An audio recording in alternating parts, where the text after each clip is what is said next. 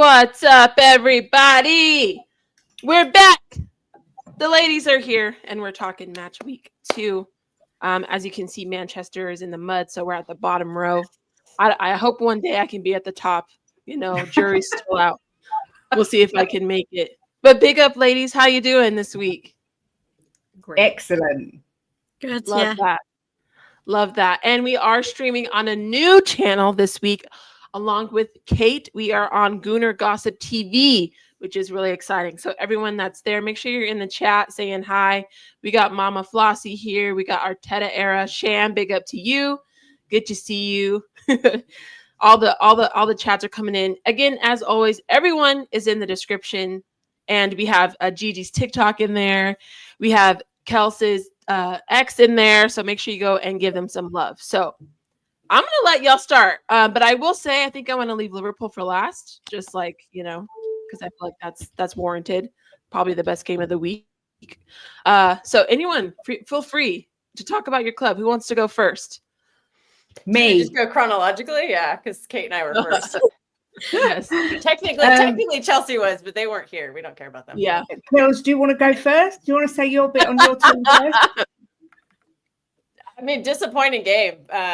A lot of problems that we had last season. Midfield got completely bullied. I've given a lot of credit to the press and to Spurs' midfield. So I'll just say it again. They had a game plan and they followed it. We played a very new team. I've never seen that midfield before, and it struggled. Nico Gonzalez has been the longest tenured player on that midfield for 6 months, and half of that he was benched. So yeah, and it looked like it. They just did not look like a good midfield, and we had a really hard time progressing the ball. I think Spurs were all over it. Their press, like I said, their press was fantastic. They killed our buildup completely. And yeah, young player made a big mistake. That second goal, that was a big mistake from the keeper. But the thing that disappointed me the most was just the lack of leadership that was on the pitch. Or the leaders that were there just were not being good leaders. Like Ruben Diaz is the captain. He just got a brand new contract. He needed to pick somebody up when they fell down. Like nobody was there telling James Trafford, calm down, relax. Like we're going to help you as much as we can. And he looked nervous, and yeah, he made that big mistake. And I'm also disappointed in Erling Haaland too, because he's part of the captain's group, and he has some of the worst body language on the team when he's not getting the ball. So I didn't see any leadership from those two. The one I give a lot of crap to, or I did last season, was Bernardo Silva, but I think he should have started that game. He may not. I don't know how it's physicality. He was terrible off the bench. I'll say that. No, he was awful off the bench, but I think it might have been a different story if he had started. He's had experience kind of calming young players down when they're nervous or making mistakes, as we saw last season. So I was really confused at why he didn't start the game. And then when he came on, he was terrible. But we did look. I know the game was over, but when Rodri and Foden came on, it did look a little better. So that gives me a little hope. But yeah, Spurs came in. They had a plan. They executed it flawlessly, and they deserve to win. They were the much better team on the day. Mm. Yeah, it's hard to add anything to that, but I thought we was never in trouble, really. As Kel said, we had a plan and we executed it to perfection. Considering we haven't even got a fit number 10, I thought Papa Mate Sarr was incredible.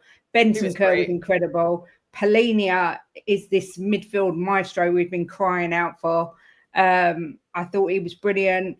Kudus running rings around Oscar Bob, amongst others. He had a pockets full of players, my husband said, when he got in the changing room. He had to empty all the Man City players out of his pockets because he was so good. Spence was excellent again.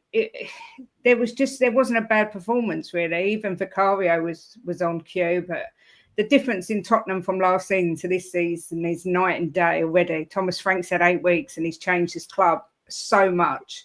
I'm excited to see what he can do in sort of 6 months, 8 months, because, Daniel Levy's not really helping him out. We haven't got any signings since Kudus and Palhinha, and we need a fit number 10 to come in. We need another left back, because if we get injuries, our squad depth again is going to be the downfall of Tottenham. But I can't fault anything about our performance. I was amazed at how bad Man City were, because I thought this season, I know it's only 2 games in, but I thought they'd put a stamp down early on. We're not going to sit back and win nothing this year. And I just thought they looked absolutely clueless. Even Haaland, he had a chance, he fluffed it. Rodri whacked it straight at the keeper. Obviously, Rodri's only just come back, so he's got to get his match fitness up. But I never really felt in trouble. I just felt comfortable the whole game. I think it was just one of the best performances I've seen from Spurs for a long time. So yeah, exciting times. So top of the league for as long as it lasts. But are you in a title race? I said no. No, this happens all the time with Spurs. Yeah, I'm happy to finish last year in 17th and come out and play like that the first 2 games without a fully fit squad. I don't think there's anything to be unhappy about. So I just wanted to ask Kelsey this. Yeah, go ahead. Before you go, is Trafford ready, or was it just the pressure? I think it's a combination of both. He's not ready, but he came in to be our number 2, and the only reason he's starting games right now is because our number 1 situation is a mess. Like, Ederson has his head out the door. He's trying to leave. The club is trying to sign Donnarumma, but they can't sign Donnarumma until Ederson leaves. The team that wants to buy him is not putting up the money. So that's just a whole limbo right now. And Trafford, yeah, he is very young. And he has played in the Premier League before, but it was not very good. I mean, granted, he was like 19. Yeah. But yeah, I guess Pep just didn't prepare him very well. And also, it didn't help that our center backs were just, I think our center backs did not adjust to Trafford, which is understandable because like Trafford is brand new. But they're, Diaz and Stones have been there for years. Stones and Ederson have been there together for years. So like Stones knows exactly what Ederson's going to do. And I think they were just kind of expecting that. And obviously it wasn't Ederson. And so, yeah, it's a very different style of play when you have a keeper that can't kick the ball. And we've been relying on Ederson being there for, how long has he been there? Like 10 years now or 9 years? And so it's just an adjustment. And Trafford did look a little nervous too. I will say that big mistake that was avoidable. But to be fair, Ederson has done the same thing against Spurs. Yeah. I think it was at the Etihad too. Like he kicked it straight at, I think it was at Rodri, and Rodri just didn't deal with it well. And I think Son scored. So it's not like it's a brand new era that we've seen from a keeper in this particular fixture. Spurs are a bogey team. Like this kind of stuff always happens. Even in years we win the league, we always lose to Spurs, and usually at the Etihad. They always give us a game there. It doesn't matter who the players are, who the manager are. It's just always a nightmare. But I guess my only hope is that we have won our last 2 Premier League fixtures at Spurs, so we'll have to do it again this year. Yeah. The funny thing is, the best part about the whole match was Spurs fans olaying every time we kicked a ball at the Etihad. Olé, olé. It was like, wow, we're actually mugging off Manchester City here. But what I was going to say to you is I look at both Manchester clubs on different levels, of course, but I see the weakness being your goalkeepers, both teams. I don't think James Trafford's anywhere near ready. He looks like a rabbit in the headlights to me. I think he's been chucked in too early. Yeah, like I said, it's just because of the whole Ederson thing. We don't know what's going on there. Ederson wants to leave. The offer hasn't come in. Pep wants Donnarumma, but Donnarumma can't come in until Ederson leaves. So it's just this big mess, and he's kind of caught in the crossfire. And I kind of feel sorry for him in a sense because he's being asked to do something. He's also being asked to do something he can't do. But he has to do better on that mistake. Like just kick it away. Like I've seen countless replays of where like the 2 people next to him were wide open. Like just kick it to one of them. Like or just kick it out of play. Like who cares? Like just do anything except that pass. And that's what you're going to get with a young keeper. They're going to make mistakes like that. But I don't know what the game plan was. I don't know if Pep told him to play like Ederson. And if he did, then that's not the player's fault. That's the manager's fault. Because it's clear he's not Ederson. He can't do what Ederson can do. No one in the world can do what Ederson can do. So asking someone to try to do that is kind of a recipe for a disaster. And it came into fruition. Yeah. Gigi, I cut you off. What were you going to say? I'm sorry. No, I was just going to say that Spurs played great.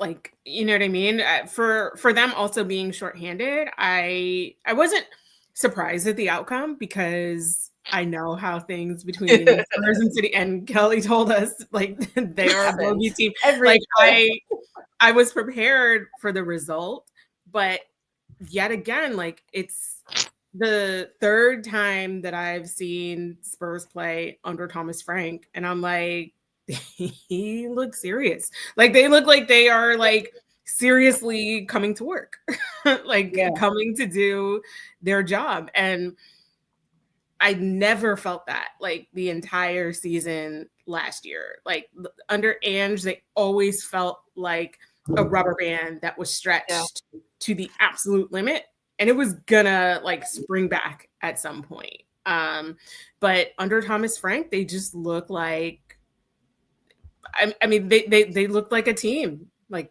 to take seriously. Yeah. Off of that, what do you think's clicked, Kate, in terms of what you see now compared to last year? Well, obviously we're not playing that ridiculous high line this year, but I think our defence looks so solid. I think Spence has been a revelation this year already.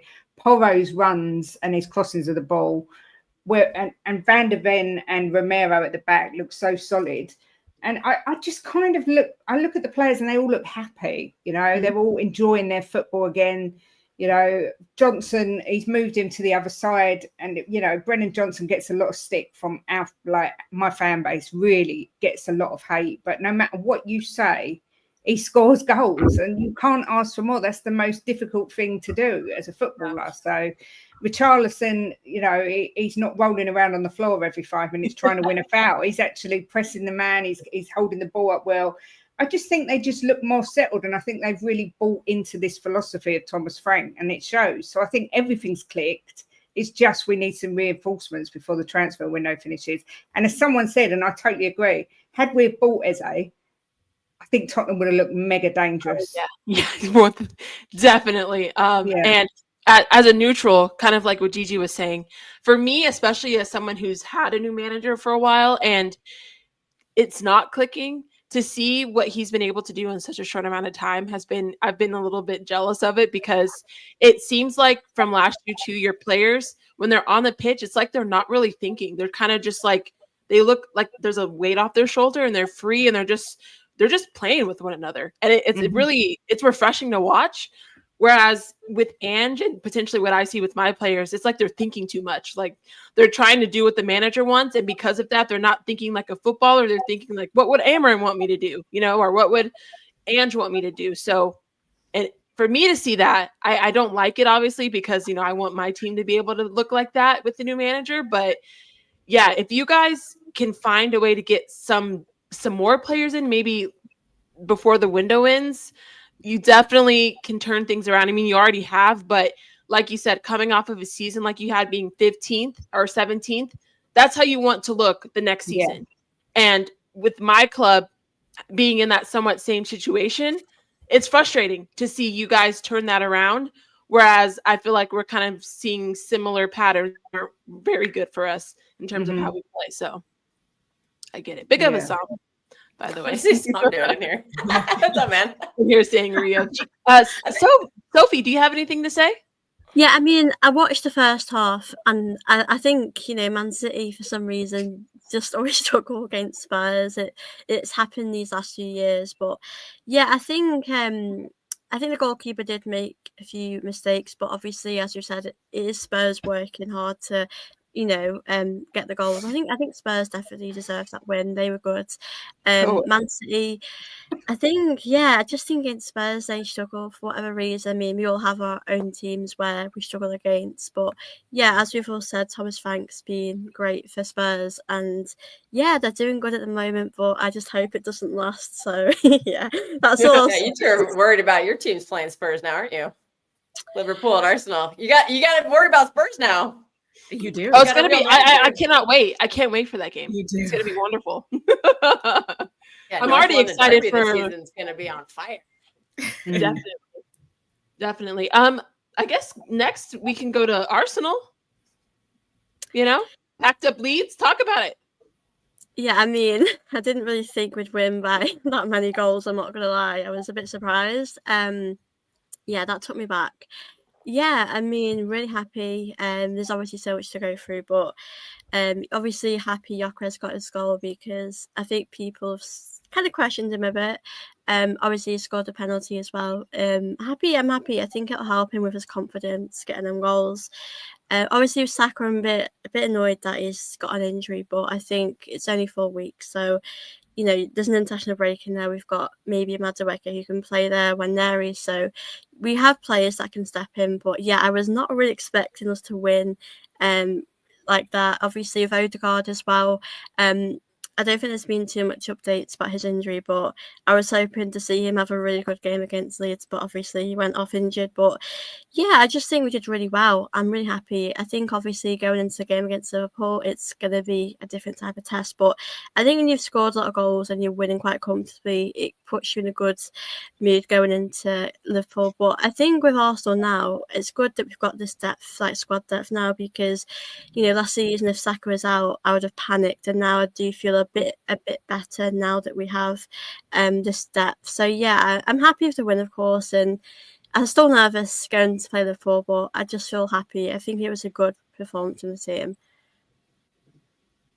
It's a good response because I think a lot of your fan base was definitely worried about how you played at Old Trafford. But I mean, you don't normally play well there, but it didn't look so great, so it's definitely a good response. I'll say you kind of caught life a little bit with, I hate to say this, but like Kirkes just doesn't look up to speed yet. And so I think not having to go with Saka might help Liverpool, I should say, because I don't know if he would have done well, but I think it's a good response. Everyone's saying it's just Leeds, but that's what you're supposed to do in those games, my opinion. Yeah, I think Leeds were bad. I will be honest; they weren't great at all defensively. They were really bad, but I think we were good. I think it's a bit of both, to be honest with you. So yeah.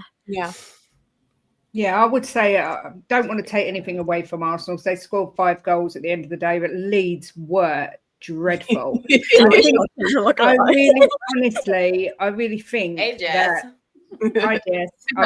that they played to the occasion more than anything else, and I think it was all a bit much for Leeds. They looked awful, and by the end of it, the last 15 minutes, they looked like they'd given up. They were just walking around the pitch. So I do think that was a factor, but Arsenal did what they had to do. At the end of the day, you can only beat what's in front of you. We beat Burnley, and everyone said it's only Burnley, but like I say, you can only beat who's in front of you. So it's going to build your confidence. Out of all the teams I've seen so far, which obviously is only 2 games, Arsenal look the most dangerous by far. I think Liverpool still look defensively weak, a little bit defensively weak. Man City, they're just not. I don't know what it is. There's something missing, and their goalkeeper issue. But Arsenal do worry me a little bit. I'm not going to lie. I'm just hoping the bottling comes into it. So, or maybe not soon, just later on after Christmas.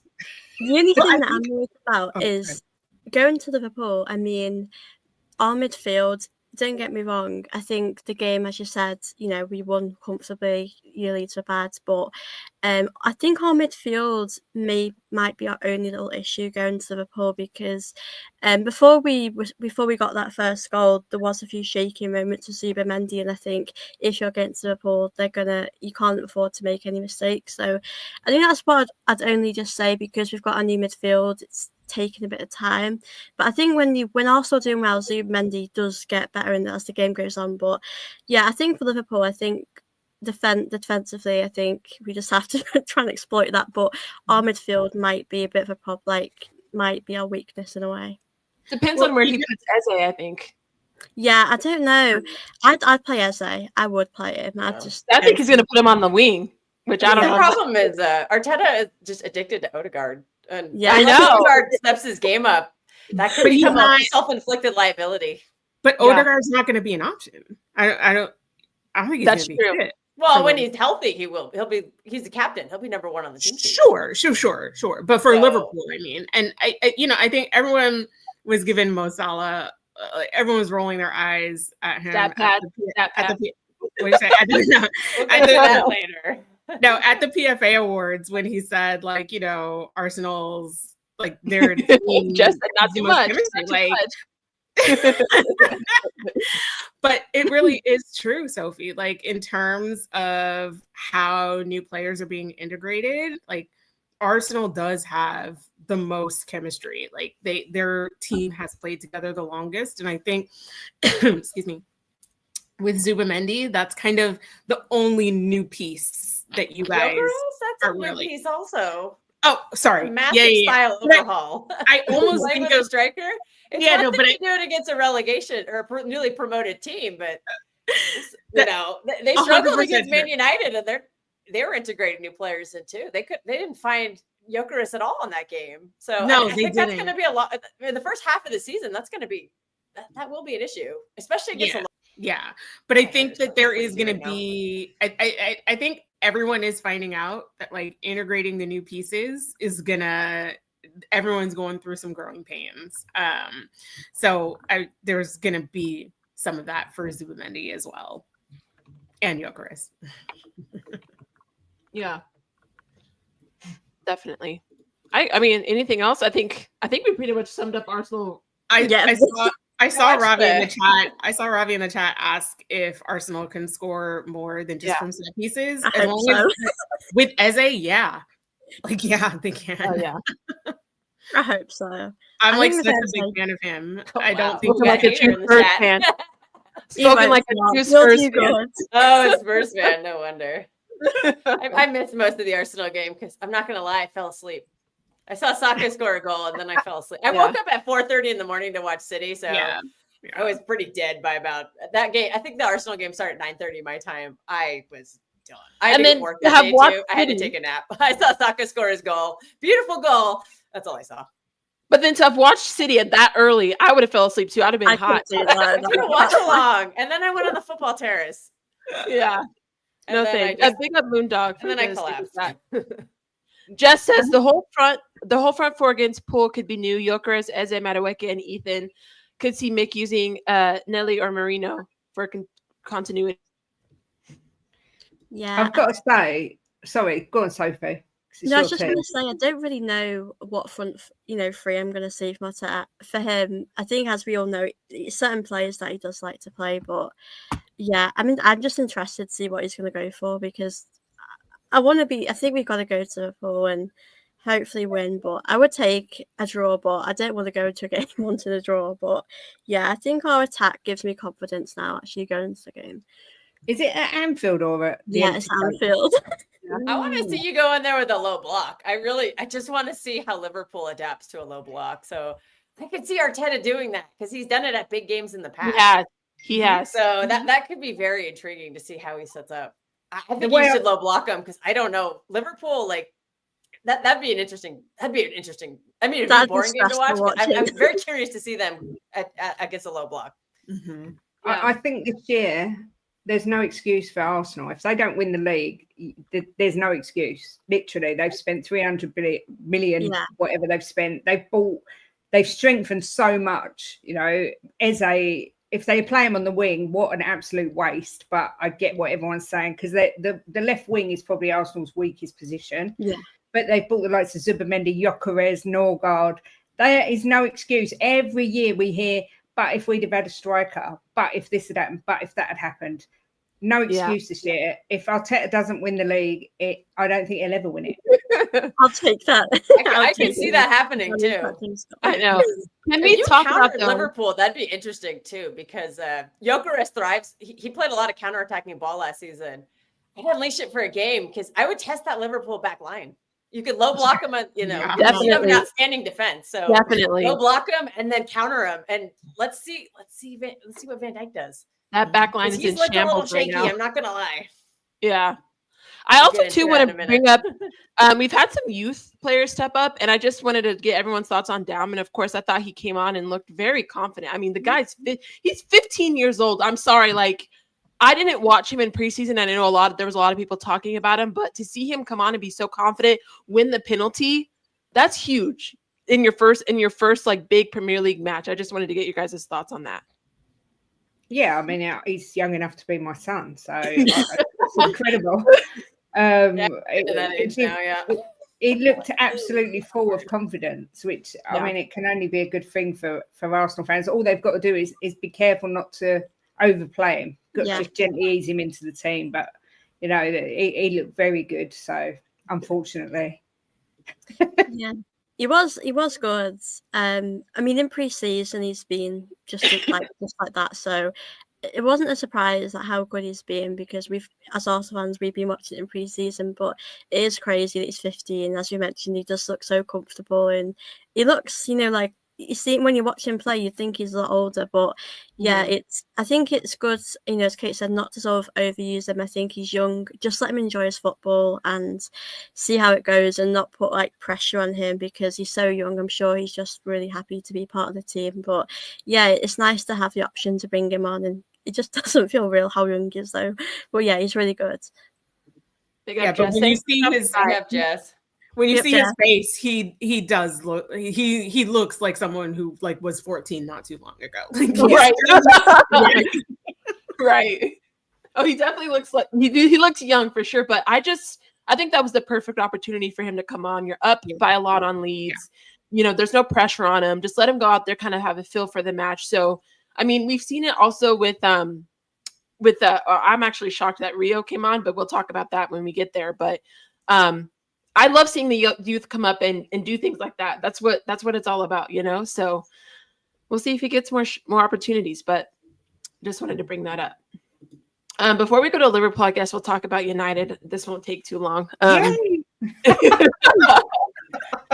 So we drew Fulham.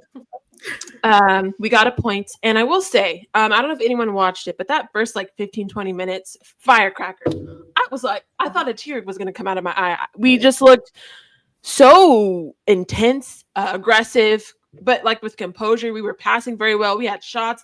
Cunha unfortunately missed like two, like one hit the goalpost. It looked so good. And I was like, oh my gosh, if we could just score, I'm going to be so happy. And then because we missed, and then obviously we had the missed penalty from Bruno, all of that momentum just went out the window, and we reverted back to United that everybody knows and loves. And it was frustrating. And like Kelly said on hers, we had no leadership. Our captain was whining to the ref for like 30 minutes because he was whining at the penalty because he got bumped and wanted an apology, whatever the heck that means. We go to halftime, we come back. We haven't even kicked off, and he's still talking to the ref before the ball kicks off. I'm like, bro, let it go. We're trying to win a football game. That's so unacceptable to me on so many levels to have a captain be doing that. Just let it go. You missed the pin. It happens. We got to move on. We're trying to win a game. Then we get into the second half, and the substitutions, I think, really killed us. We're trying to win, Fulham has equalized, and you're subbing on defensive players. You subbed on center backs. You're subbing on Kobe Mainu hasn't touched the pitch, by the way, at all. What's going on there? I have no idea. And then it's been rumored since the game that he's looking for an option to go on loan. So I don't know what's going on with him and Amarim, because then Amarim said from the east side of Manchester. What? That's a pet player right there. Yeah. And then Amarim was saying that he's fighting for his position with Bruno. And if you're fighting with Bruno like Odegaard, you're not going to play. Sorry. It's just, unfortunately, that's just how it is at United. So for me, I was very, very disappointed because, again, I felt like when things didn't go our way, we threw a pity party. And instead of fighting back and trying to win, we went inward and kind of just forgot how to play football. And then our coach, he can't even look at the set pieces anymore. He puts his head on the floor. On Bruno's penalty, he can't even look at that. His head is looking down. So there's just a lot of confidence that's not there currently. And then, the substitutions kind of killed the game. It kind of just felt like, well, I just want to get the point. I don't even want to try to risk it. I don't want to try to win. I just want to make sure we get a point and go to next week. So for me, yes, our attack looks better, and if we can find a way to put the goals in the net, even with Arsenal, we had opportunities, but we couldn't put them in the back of the net. That will help. But if we cannot move the ball up through the middle instead of the sides all the time, it's going to be a long season for us. goalkeeper wise, I thought Bindier was better. Obviously, he had really good saves and things versus Fulham, but it's just those key positions where we have to improve, or it's going to be a long season for us. So I'll take a point, but I don't know if you guys realize we play Burnley this week, and then we play City Chelsea. So if we don't get 3 points, it's going to be crazy for Amorim, and I think it's going to be he could get sacked very soon, because to go into City Chelsea with potentially only 1 point is not good. So, yeah. Just I'm to with the your guy in the midfield chat. is a mess. Sorry, I was just going to say to the guy in the chat who says I've got Phil Foden behind me. It's actually Vicario. I'd put Phil Foden on my wall if I was you. 6 Premier League trophies. What's not to like? Go on, Kel. Sorry. No, I was just gonna say that midfield at United is just a disaster right now. Casemiro is the game has passed him by. And Bruno, I don't know what's going on with that guy. Did you guys really turn down 100 million for him over the summer from Saudi? So here's the thing. That's crazy. I think the club was going to let him go, but Amorim said he wanted him to stay. So Amorim literally shot himself in the foot with that.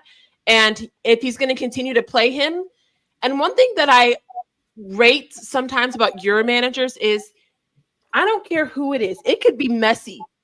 If your manager has cojones, if Messi's not playing well, put him on the bench. Everyone's not going to have a good game. So if Bruno's playing bad, sub him off. I don't see why that's an issue. And not just Amorim, managers that have come before, Ten Hag, everybody. Oh, they don't want to sub him. I don't get it. It's so frustrating. Is it in his contract that he has to play the whole game? I don't know. I mean, go ahead, I know a lot of people said, yes, Casemiro didn't do as bad as I've seen him play before, but that really shouldn't be the standard. It shouldn't be the standard that he himself didn't actually lose you guys the game, but there's an opportunity there for the midfield to be so much better and to work so much more for you. And to play Bruno in the 8 when that's not really where he's best, and then not even get Kobe Mainu into the game. I'm struggling to see the vision, because I feel like at a certain point you have to take a look at the players that you have and figure out how to get results with those players. And I know everyone is saying he has a system. You're going to system your way to unemployment. You need to figure out how to get results. And you have now had almost a full season of games with these players, and you are still unable to figure out how to get a tune. Just MacGyver some stuff and put some things together so that you can just start getting points on the board. And then you can, you know what I mean? That has to be your primary goal. If it's not, then it's going to be a long season. The way he didn't start Sheshko as well. Sorry, I just wanted to point that out. Yeah. He should start the next game because he's still easing in, but I think he's had enough time. Yeah, throw him in.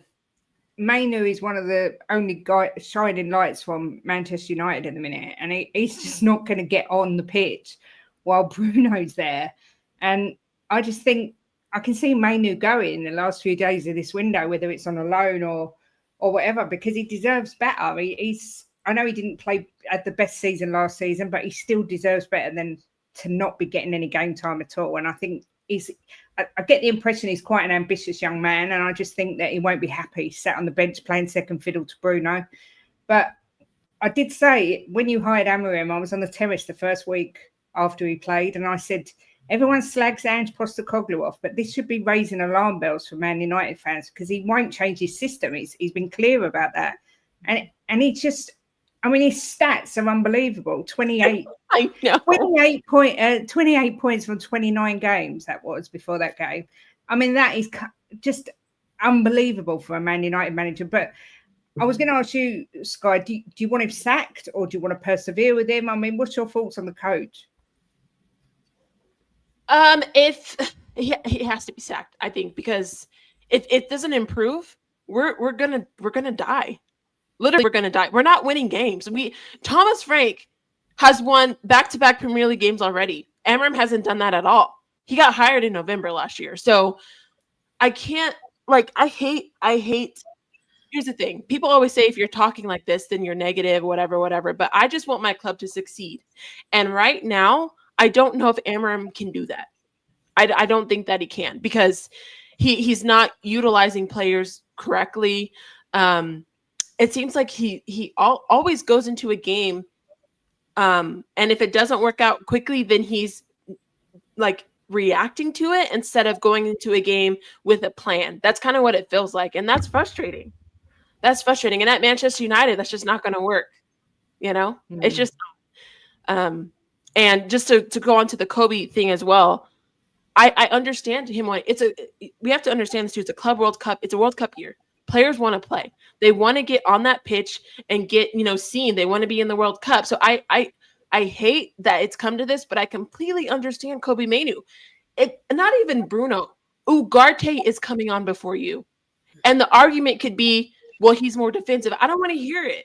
I can't hear that. I'm sorry, especially when we're struggling to score. You can't tell me that. Is Kobe's pace not there? Yes, I would say he's not as fast, but you can't tell me putting him on as a negative. I can't accept that. It just sucks. So we'll see what happens. We also play Grimsby Town tomorrow, so should be great. Oh God, for what? They have to go in the Carabao Cup on the second round. Oh God, that's right. 17. Oh, that's crazy. Go from that to worse. I mean, you should be having some of those games soon too, Kate. Right? Who? Aren't you supposed to be having some of those? Because we're European champions. We're in the Champions League, so we don't go in for a while. Oh, okay. I thought it was based on season standings. No. For the League Cup, at least. No, it's good. We don't have any Europe. I don't know. That's why we're playing early, so we can. Our schedule is wide open, so that's why we can play in August. But enough of that. You're only one game a week for. I know. And that's the thing too. Like, how long? Exactly. His management has to be spot on because of that. So I don't think Amram can do it. I like the guy. I think I obviously when you get a new manager, you want it to work, but I just don't know if it will. Unfortunately, I don't think he has players for his style. Like, and it's clear that what they have at United just doesn't fit his system. So that's why we're kind of seeing what we're seeing. Then it's like, then why are you recruiting the square pegs in the round holes? And it's just not working. And then benching, like the only bright thing to come out of Man United in the past 2 seasons is just even more baffling. Time to rescue Kobe Manu and bring him to the east side of Manchester. No, he would never. I don't think that would be crazy. If he's on the bench for long enough, he might. He'll probably get a game tomorrow against Grimsby. He'll probably play him tomorrow. He'll start Sheshko and then he'll start Premier League team. He's going to ask to leave. Probably. Oh, he'll 100% I'd say if this continues, he'll ask to leave in January. Be it a loan or something. Yeah. Because like you said, World Cup, he needs to play. Yeah. Because he has a chance to get on the England squad. Oh, definitely. Yeah. All right. Let's move on to something more exciting, I guess. Let's move on to Liverpool. Honestly, I had a great time as a neutral watching that game. It was just from the beginning, just gloves are out. People were getting tripped, kicked, high energy. Red card in the first half. I thought it would be Joe Linton, but it's Gordon. Gigi. What was that game like for you?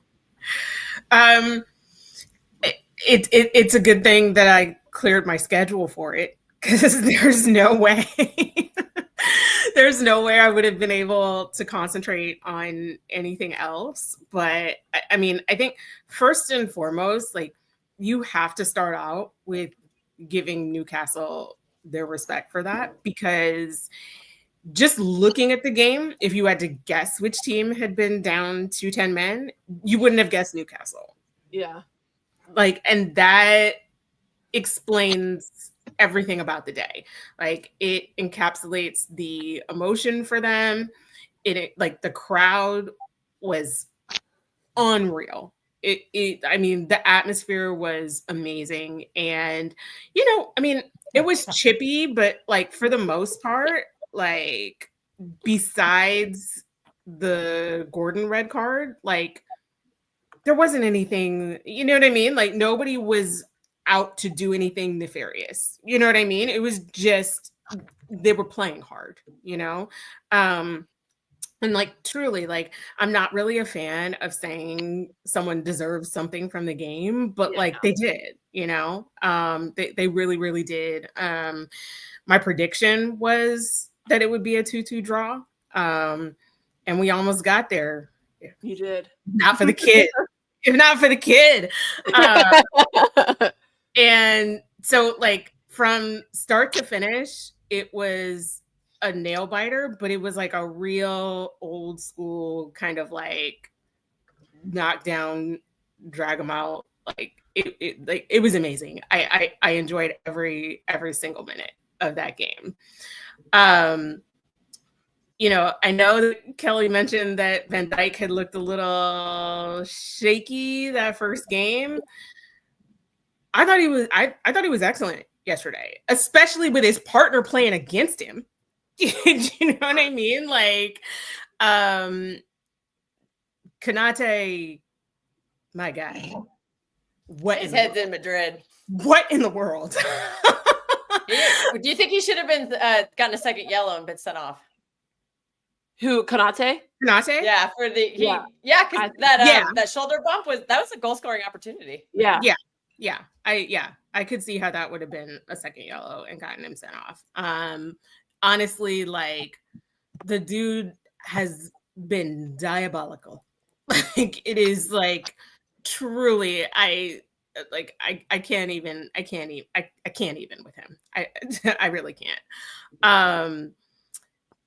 I know.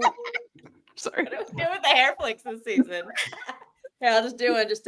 There we go. Wait, can we talk about Wirtz, please? Yeah. Okay. Yeah. What's going on with the guy? Is he just like getting used to the prim, or? Yeah. What's going on is that he's not used to the physicality, and like you can see that, you know, because like I know like everyone is like, he's terrible. He's been terrible every single second he's been on the pitch. He hasn't been terrible every single second he's been on the pitch. I have seen specifically the link up play between him and Ekitike, I think is really promising. But literally, anytime someone puts some strength behind it, he's struggling. Like that is just a fact. And I think he's just gonna have to. I think he's just gonna have to get used to it. There's no excuse that I can make for that. You know what I mean? Like for somebody who a team paid as much for as him, you're not going to bench him. You're not, you know what I mean? Like all of the criticism is warranted. I still think he's going to come good, but right now, you know, it's like, it's a little bit stinky for sure. Yeah. But in terms of the Liverpool players yesterday, I think Alisson played excellent, which he usually does. And it just sucks that like he can have such a good game and then he can't get a clean sheet. Well, you know what I mean? Yeah. like honestly, like the defenders either side of Virgil are like, what are you doing? Like we said before, the fullbacks. Truly, like, what are you doing? Now, I know that Kelly has her feelings on Soboslai, but I thought he put in a shift at right back yesterday. I thought he played a good game. And I think there's questions. Like, for me, there's questions just because I know what it looks like when he's in the midfield, and I know the physicality that he can add to the midfield. And so there's 4 guys for 3 spots. And so it's up to someone smarter than me to figure out how to manage that. I thought Liverpool did a really good job of weathering the storm in the first half. And Ryan's goal came out of nowhere. Like that was not on the cards at that point in time. I thought Ekitike looked great. And then Slot subbed him off like he had the game before, and like he had the game before. And as soon as Ekatike came off, the control just disappeared. And yeah, we were lucky that a 16-year-old was not scared of the moment, because otherwise we would have come out of there with a draw. I mean, that Golden Challenge, I don't know what on earth he was possibly thinking, but I did say that I fancied there'd be a sending off in this game. Yeah, because I thought there'd be a bit of needle We there. all thought it'd be Joe Linton. Yeah, exactly. I've got to say, I thought Joe Linton had a great game, and Gamaresh as well. Oh my God, he was amazing. He was amazing. Yeah, we've got he was not only you crushed at got to the end, mention. too. He was crying. I felt so bad for him. Yeah, that's a captain shift right there. What he did today. Yeah. That game, oh.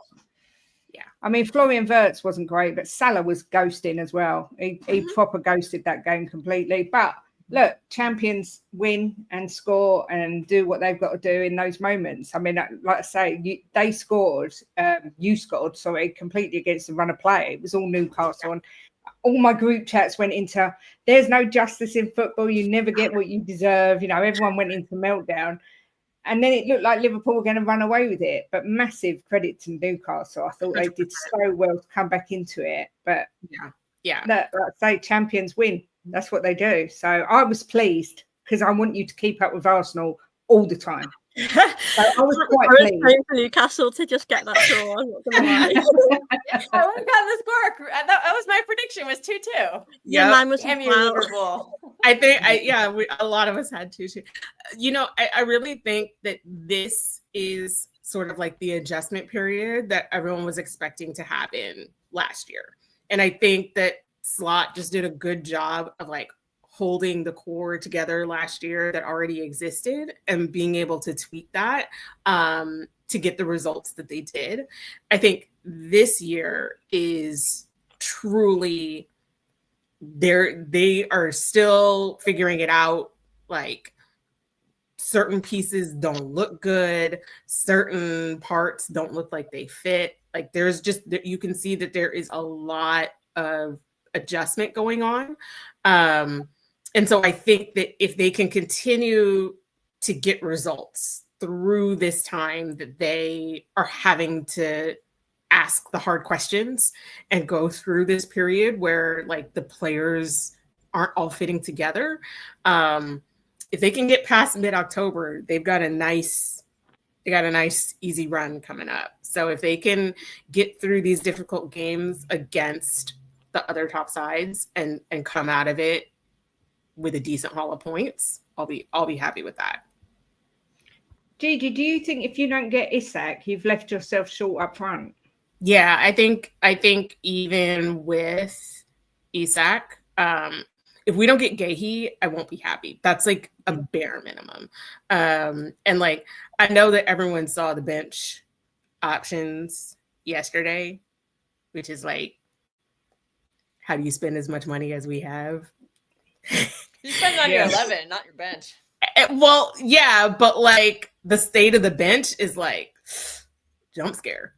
Like, well, McAllister, what happened with him? I don't. He's having a baby. Oh, the entire midfield is having babies, because if you count back 10 months, that was like the run of games where we were just cooking and everyone was having a good time. Yeah. I'll say as a neutral, that was another hell of a game. Like, oh my God. If Newcastle, if their striker, who everyone's telling me is better than Erling Haaland, if he had just actually played that game, they win that game by 3 or 4 goals. The amount of chances they created to no one was just crazy. It was fun to watch, but oh, dude, yeah. Sky and I we were on a watch along. She and I were doing the hate along part, but it was on a Newcastle channel. So the poor host of that show, wow, we saw every emotion that you could think of. Like, it was crazy. That game was super entertaining. Liverpool fans, I would suggest you invest in a defibrillator, because I think you're gonna. You don't want to have a heart attack in the middle of the season, because these games have been crazy. Both two games have just been absolutely crazy. They have been. And the one thing for me is that if you think back to the 23-24 season, Klopp's last season, it was the same kind of like up and down roller coaster, but I feel like it was like from a slightly opposite angle, right? Like they would always be going down and coming back. I'd rather be on this side of things where we're able to bag a couple of goals, and then the defense falls apart and people are able to come back. But I feel like if they can get the defensive line solidified, if they can just shore that up a little bit, I will feel a lot more comfortable. Yeah, your boy Torkens is having he had another defensive bar, I would say. Yeah. He's struggling in that aspect. Yeah, Bruno Guimaraes scored over him. Yeah, he really his is. bum out. I was like, what is this? I want to adjust something I seen in the chat. The conspiracy theorists are out. You know, everyone's saying, why'd they get 11 minutes? Why'd they get 11 minutes? Like, look, there was it took a lot of time out for his shoulder because it looked like he dislocated his shoulder. And the first time they spent 4 or 5 minutes trying to fix it, he came off the pitch for a while. Then he went back in and he injured and he couldn't go on. So that took time. And also there was the Fabian Schär like head injury. Yeah. They're saying he might have had a concussion. That took time. So I definitely would have understood like 8 or 9 minutes, you know, but you know, there's substitutions as well. So that can add up to about 11 minutes. So I don't think there's any kind of conspiracy theory like, oh, because everyone's favorite line to say is, oh, well, how much time do Liverpool need to win the game? I think this time that time period was actually justified. So no conspiracy on that one. Like there were some clear injuries and there was a lot of substitutions on both sides. No, and if you were they add time on for that. For sure. And if you were actually listening to the crowd, when the 11 minutes popped up, I was like, oh no. And the crowd was like, yes, we're going to score. And so that 11 minutes, Newcastle had the ball the whole time. And as much as they did on Szoboszlai, he won you the game by not touching that ball and letting Salah have it. By not touching it. Yeah, exactly. Like sometimes it's things like that. He didn't get any credit for it in the stat sheets, but that won you the game. Because if he fluffs it or something, then you don't get that chance. Yeah. And it's a draw. So, and God, that 16-year-old, wow. What a first goal to get. A game winner at St. James. That's impressive, man. Yeah, it is. And I hope they're able to manage him appropriately, like throughout the season. But I don't know. I mean, I think he's definitely on the depth chart for sure. Yeah, I mean that's some confidence he'll have gained, and maybe when the same situation comes up at a different time, you know, he can rely on that experience and help you out. Yeah, both the appearances that he's made so far, he's come on with like 5 minutes left and gone on to score. So he's not afraid of going for it. The guy, whatever you say, it's news seems to have gone quiet. Has it gone quiet? I mean, I don't watch all the Liverpool. I keep seeing the same thing, that they're £5 million apart. And the news just keeps repeating where everyone is all the media transfer guys just keep putting out that like Liverpool's still interested. He still wants Liverpool. They're still $5 million apart, which I'm kind of like, can we just take up a collection plate, please, Liverpool fans? Like, pay them the $5 million. What did you see? Linked to City. Did you? Now he's been linked to City the past 2 days. I'm like, I don't think that's happening, but that's usually a sign that he's gonna go to Liverpool. Like that's usually when we start getting linked, that's usually a sign the deal's done.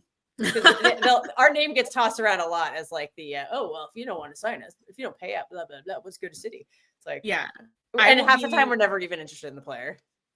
Yeah, so. I'd be extremely disappointed if Gahey is not through the door by Monday. I will be angry.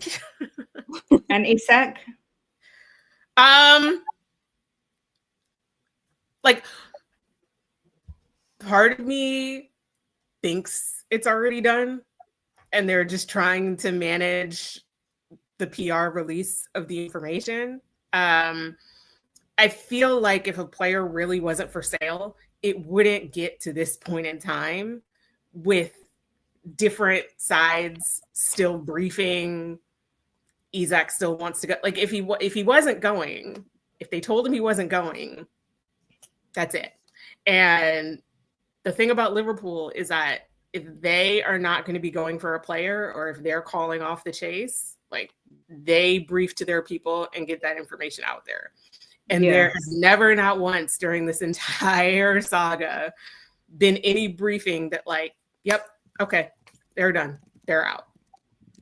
And so for me, I'm just kind of like, when like I feel like it might be like a Sunday kind of thing. Yeah. What do you reckon, Soph?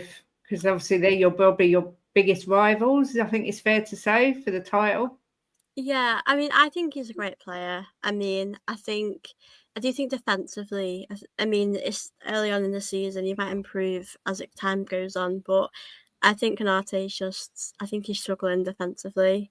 I think Van Dijk did good, actually, to be honest with you. I think he's always quite good. I know he'll have the odd time where he might struggle, but I think defensively, I think that's probably your weakness. I mean, as you mentioned, the attack, you're great with the attack. I think you're quite exciting to watch going forward. I just think defensively, you struggle, but you can win games by how you play. At the end of the day, that game against Newcastle was obviously great to watch as a neutral, but you could have those moments where you can get that winner because you've got those great players in the attack. But yeah, I think Liverpool, I think the defense is just what you need to sort of improve on. But I think you've got a really good team. I think it's going to be so close this season, like with who's going to win the league, and I know Man City's up there as well. I mean, what do you guys think about Chelsea? Because I see them in the top 4, but I don't see them as close as perhaps Arsenal and Man City and like Liverpool will be. I agree with you. I just don't think they're ready yet. I don't trust their keeper either. I think Sanchez is bozo. Yeah. Agreed. All right, guys. If they signed Donnarumma, then I would take him What did I seriously. miss? Everything. Also, their center back situation is very precarious right now. Now that what's his fit? Colwell tore his ACL, he won't play all season. That's a little nerve wracking for them. I see. And we all know Reece James is just a ticking time bomb. We like enjoy him while you can. We know that's coming. Yeah. Could you say the same for Van der Ven as well, or is that no? Yeah, I think you kind of have to. I didn't say it, but I have to say it with John Stones and Nathan Ake. Yeah. So I mean, yeah, John Stones is about to go to international duty. Every time he goes to international duty, he gets an injury and he comes back. But he's only meant to be a bench player this season, so I'm not quite as worried about that. We have Vardiel to come back, so yeah. All right, let me see if I can make this look a bit bigger and make the scores so we can read them. I never remember what I predicted. All right, Rio, you stole my score. Yeah, You took my score away from me. So as you can see, Kate got 2 right. So she got 6 points here. Look at Kate. The Fulham and the Liverpool Newcastle score right. So, and then Sophie, you got Fulham United right with the draw. So got the 1-1 there. So yeah, Kate racked up the points. She got 8. And yeah, I didn't do so hot. And then, we just had, draws and things that people didn't see. I was so mad at Arsenal because it was 4-0. And I was like, please. I know, I was thinking about it. I felt bad. I had their soul at 3-0. And then, Dowman has to get the penalty call. And I was like, great. I was right at the end as well. Yeah. So good job, Kate. Good job, Sophie. Thank you. Good job. And then we have this over here is the running totals. So far, when you win, it helps. So I gotta get a prediction right this week. I got to. I should have had faith in my own team. That's what I should have done. Yes, I know. You should have. You have the draw there. Yeah. You never know with Spurs. Well, used to never know. I think maybe Frank might change that. Yeah. I know, moving like United. It's a disgrace. It's a disgrace. All right, who wants to go first? Let me put these down so I can see who I'm doing here. All right, here we go. Chelsea Fulham. Oh my God, all these games are big again. What are we doing? Wow, this start of the season is crazy. I know. Oh, why it looks like that. Should we just go game by game and then go across the board? Yeah, we can do that. Yeah, it might be easier. That works for me. I got a punter. Okay, Fulham at the Bridge.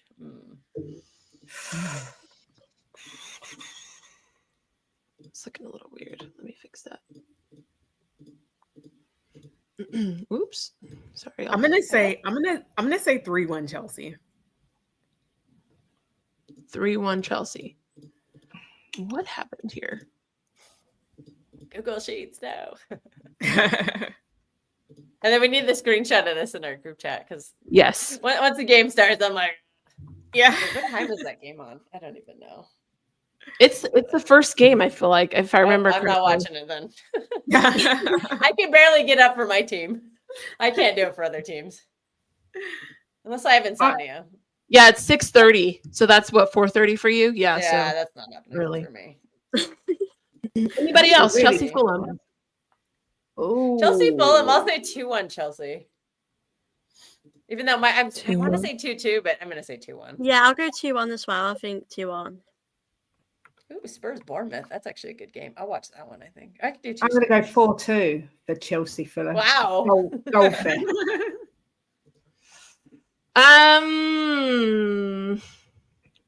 Do I think Fulham will score? I don't know.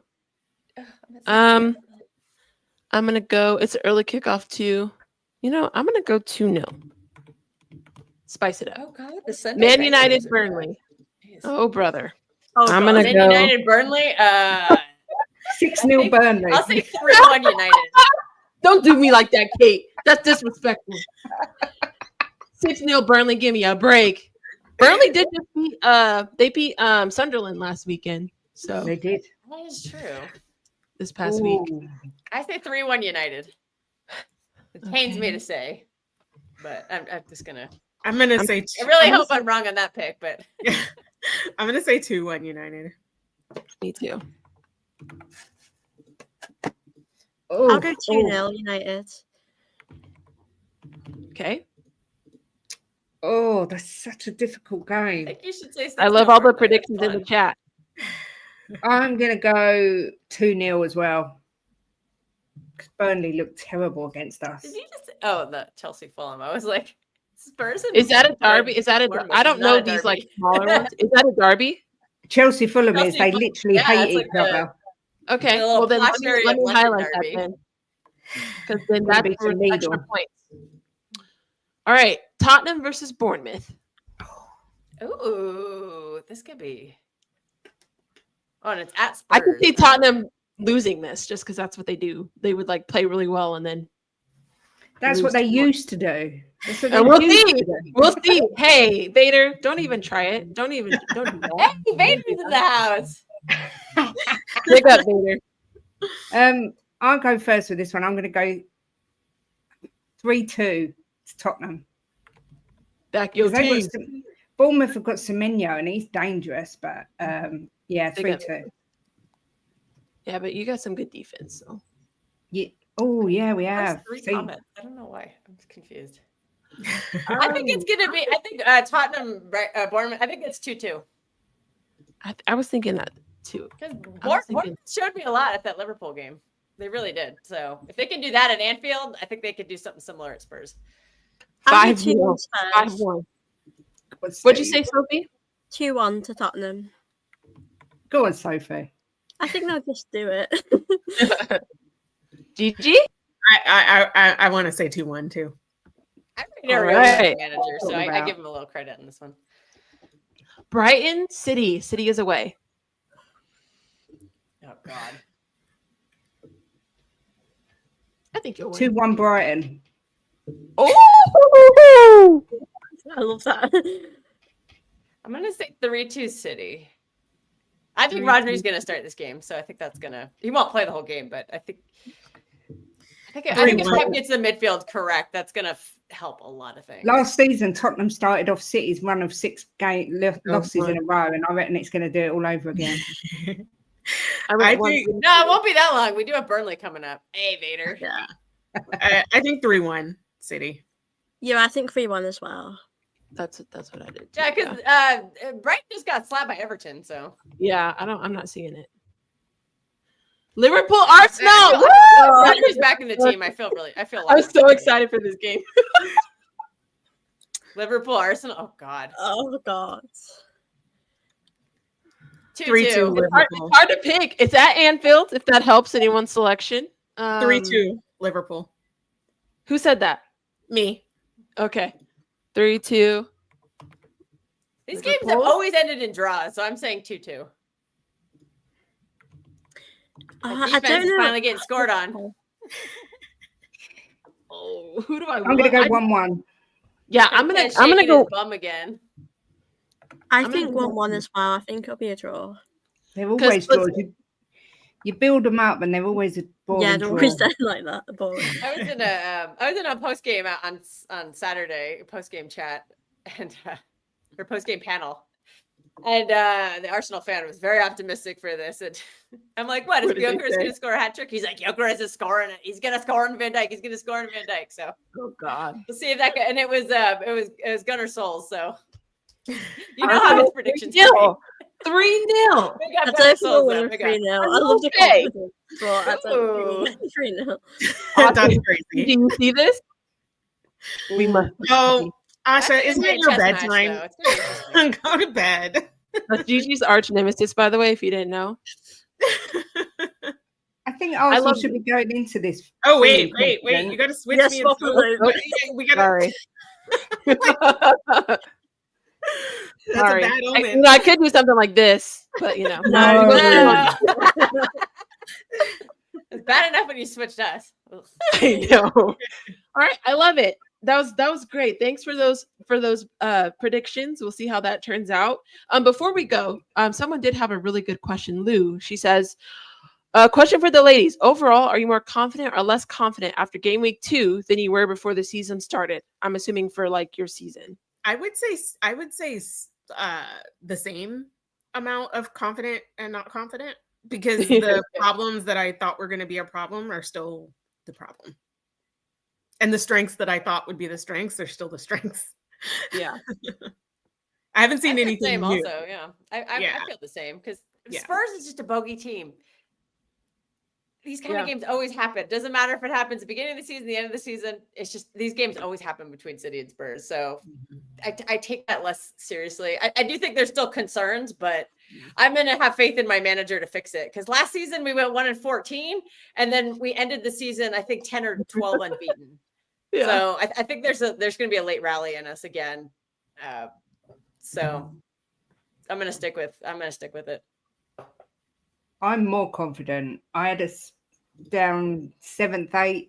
I think if we can bring in 1 or 2 players, we could definitely get in the top 5. And I'm just confident at the way that Frank's turned it around so quickly, and just hope it's not this new manager bounce, and that it's just that everything finally is falling into place. So yeah, I would say I'm more confident, but I'm less confident about Arsenal winning the league than I was. I thought that they wouldn't, and they look a very good team. I think like pre-season, like I was not feeling confident going into the season. I feel confident. I feel I'll probably be quietly confident, really. But the only thing that I have my worries about is sort of the creativity. You know, for Gyökeres, that is he going to get enough creativity? That's the only thing that I had worries about before, that I still worry about a bit. But because we've got more sort of depth now, in defence, a bit more in attack, I do feel a bit more confident. But yeah, I'd say I feel a bit better now. I've seen Arsenal for a few games. Wait till you see Eze in there. You won't be worried about creativity anymore. Oh, I'm dying to see him. It just start, depends you know. on where Arteta puts him. You could know. say that, but I hope if Arteta uses him right, then absolutely. But we'll Are see. you more confident or less confident, Guy? Next question. It's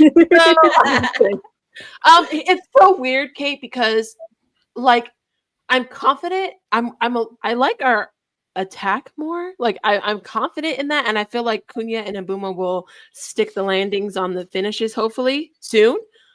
But when it comes to like outlook of season, it's not looking good. It's not looking good, unfortunately. So Are you going to stay up? Is that the question?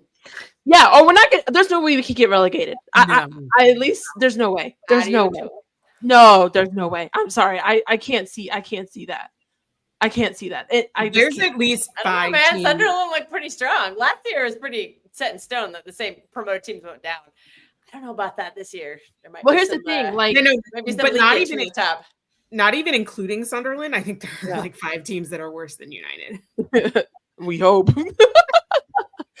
But yeah, no, I can't see us getting relegated. I will say, like, Chelsea getting 5 goals, Arsenal getting 5 against Leeds. Unfortunately, I don't think those games go that way for us. I feel like they're going to be, whenever we play those teams, they're like nail biters to the end, and then Garnacho will score bicycle kick versus Everton. Like, it's one of those things. So, like, But Garnacho will be playing for Chelsea. yeah, we hope.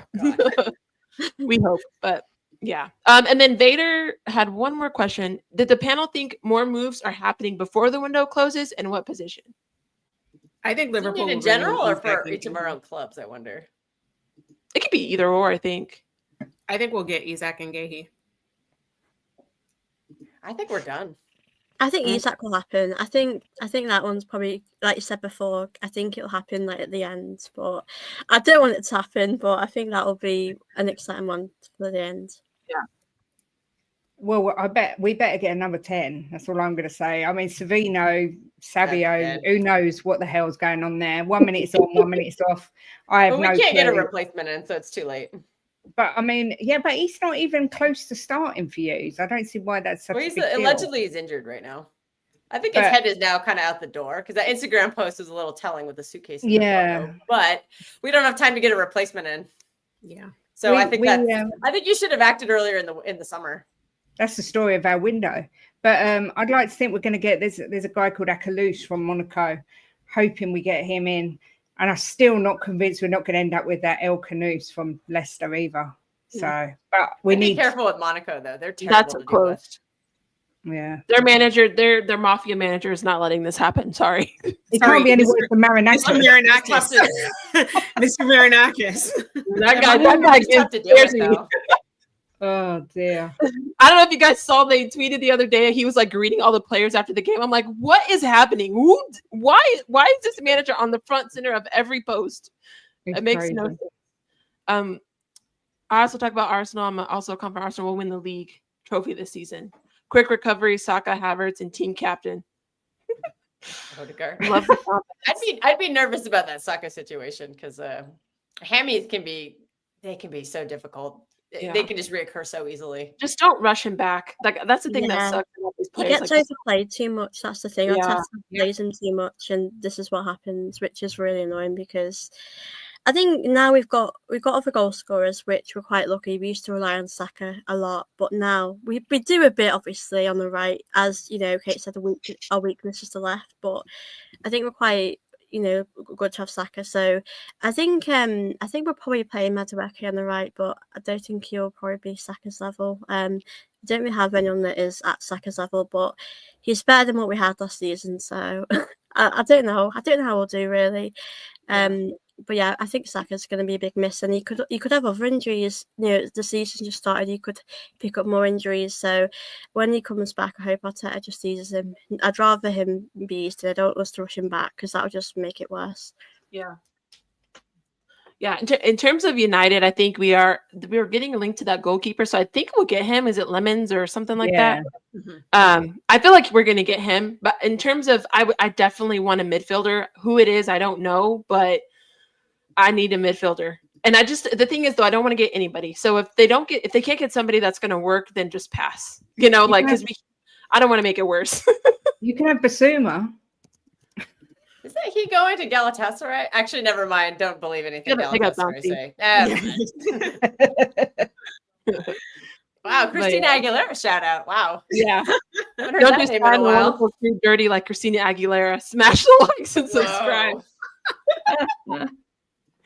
But we're going to wrap this up here. Ladies, thanks for joining. Always a pleasure. And those of you that are watching on all 3 channels, on my channel, in the description, please go click the links, subscribe to everybody, follow them on their socials.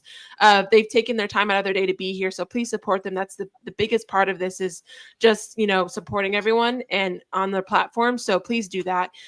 Thank you guys again for the super chats. We had Moondog with the super chat. He said, "Big up, beautiful ladies, come on, you Spurs." And then DJ Still says, "I love this channel. It's peaceful and calm." Well, maybe because it's match week 2, but we'll see how that goes. All the descriptions are in on my Perfect. description as well. All the ladies' socials are on there as well. So yeah. Perfect. Thanks, Kate. Yeah, so we'll see y'all next week. We'll see how the match weeks go. Is there anything else you guys want to share or talk about before we end the stream? Nope. No. All right. We're going to redirect to my next panel stream that's starting at 3, so like at the top of the next hour. So we're going to redirect there. But thank you guys so much, and we'll talk to you later.